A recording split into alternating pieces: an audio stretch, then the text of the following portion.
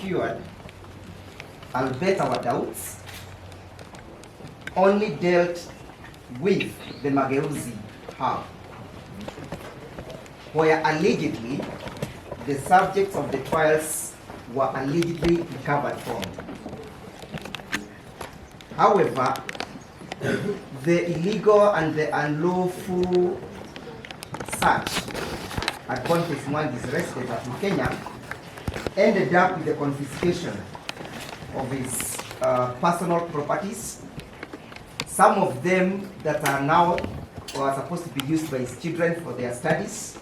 That is one iPhone 16 Pro Max, a Samsung mobile phone, one gray notebook, one black and white notebook, one black notebook, one MacBook Pro laptop, and one brown notebook. These are not ammunitions. They did not fall within the category of what the ODPP will be relying on in their trial. We urge that Mr. Keith Robert be ordered by this court to immediately return those properties to the rightful and the lawful owner. And the court, as it considers our application, it will be alive to the facts, and I want to share the application with the court, that they were seized, they were unlawfully seized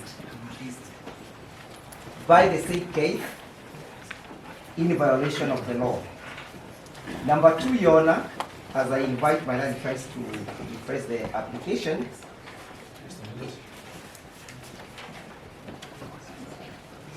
those properties are nowhere within the definition of ammunitions.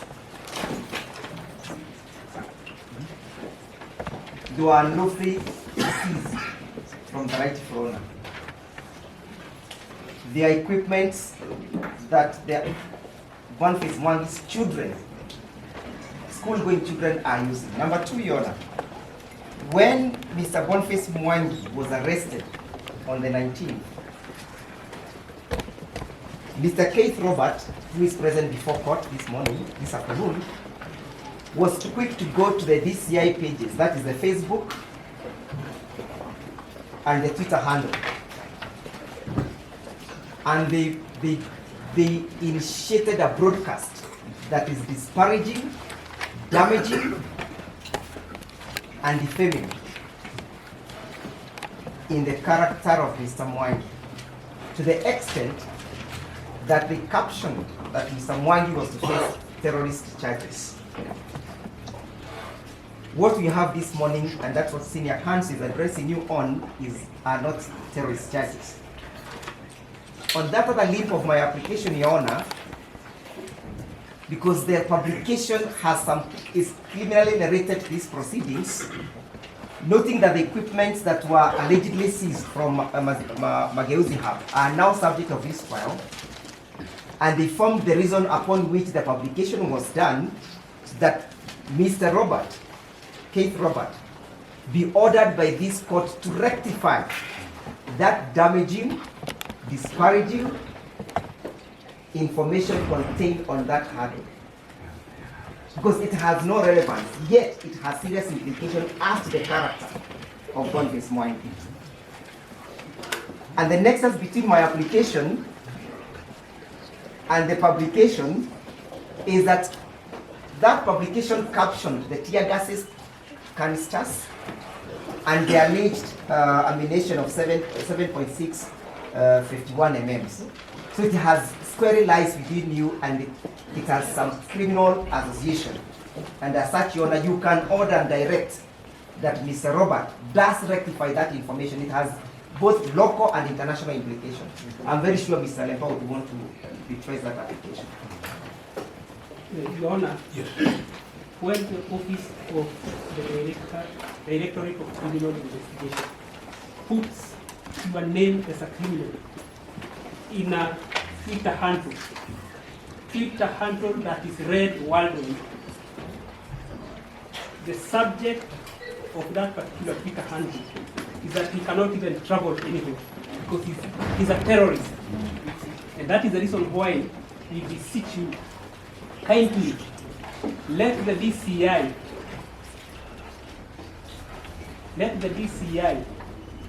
just correct that information. Article 35 is very clear that Mr. Boniface Mwangi has a right on correction of any information that is incorrect about him. He is not a terrorist. He is a patriot. And therefore, any publication to the effect that he is a terrorist, terrorism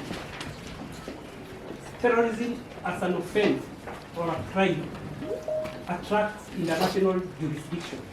And therefore, if the office of the Director of Criminal Investigation is not compelled, Mr. Mwangi can be arrested anywhere because he's a terrorist, in quotes. So therefore, I don't think my good friends, Mr. Mashira, will have any opposition, will have any opposition on the correction of defamatory, incorrect, and malicious publication to the effect that the accused person is a terrorist. If they want to amend the charge sheet, they can. We are ready for them. Thank you very much. You know, as I invite my learned friend, the Deputy President of the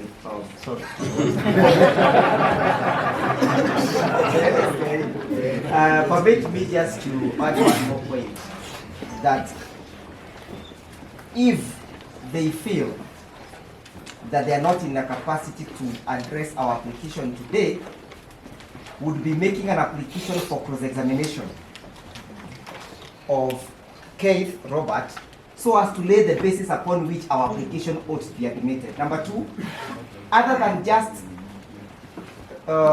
deleting and rectifying, we also ask them that the court does issue an order for Mr. Keith to issue a personal official apology to Boniface Mwangi.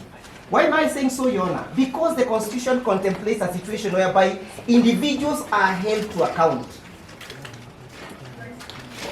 So the question that we are asking the court to interrogate is the accountability of the police while executing their functions as contemplated by Article 247, that they shall exercise high professionalism while conducting and executing their functions. So application is not just hanging in the air. It is premised in the Constitution that to the extent that Mr. Keith has failed to meet the tenets and the principles contemplated by the Constitution, he is therefore personally liable. That is noted, Mr. Chair. You're most obliged. Your Honor, Your Honor, before the state responds, just to expand it a little to say, any electronics seized from Mr. Boniface Mwangi's residence and or office premises, unless if it is shown they have any connection with the present charges, ought to be released forthwith.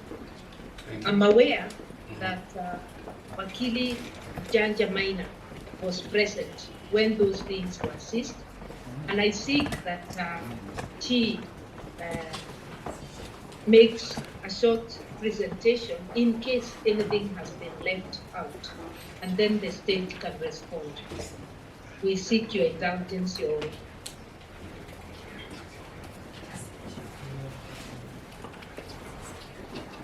Okay, Your Honor, going on the submissions that have been made by my learned counsel, my learned colleagues, I fully associate with all their comments, what they have opined, especially as far as the release of the gadgets that were seized at the Kenyan home. And at my they are not associated with the charge that has been brought before this court. And therefore we pray, especially because most of these gadgets that were... it does not mean that you will pay 1 million Kenya shillings.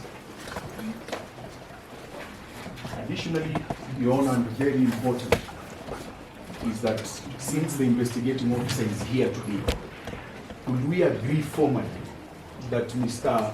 Boniface Mwangi will not be the subject of further arrests until we come back to you on that date that you have specified, specifically touching on your mandate under Section 8 of the Chief Magistrates Act that allows you to protect Mr. Boniface Mwangi from inhuman, cruel, degrading treatment and or punishment.